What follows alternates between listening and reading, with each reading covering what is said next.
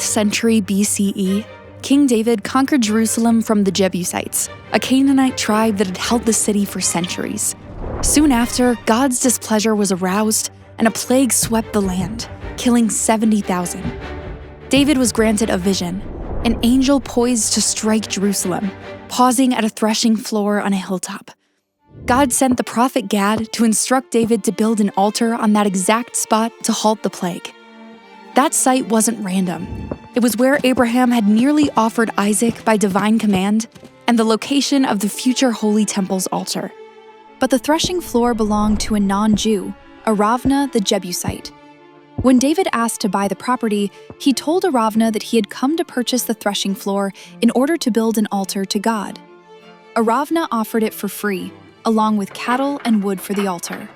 David refused, exclaiming, "Can I bring donations as offerings to my God?"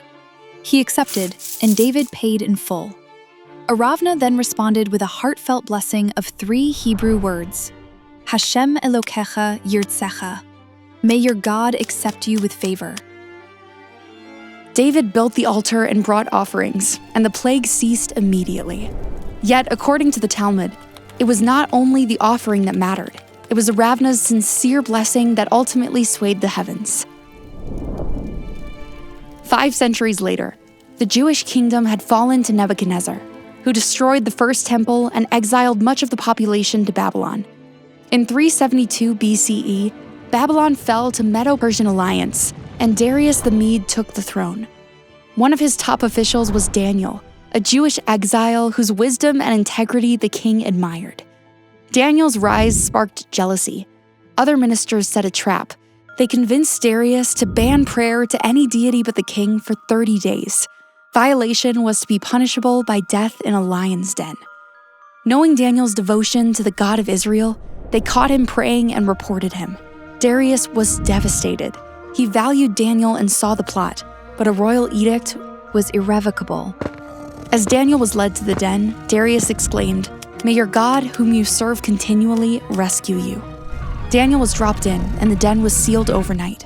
At dawn, the king rushed back. "Daniel, servant of the living God, has your God saved you?" "My God sent his angel and shut the lions' mouths," replied Daniel. "They did not harm me." Daniel was lifted out and reinstated, and Darius honored the God of Israel throughout the empire. The Talmud teaches that, like Aravna's blessing to David centuries earlier, it was the sincere blessing of a non-Jewish king that tipped heaven's scales in Daniel's favor, shaping the destiny of the exiled nation. Never judge a blessing by the lips that utter it. It's the sincerity that counts.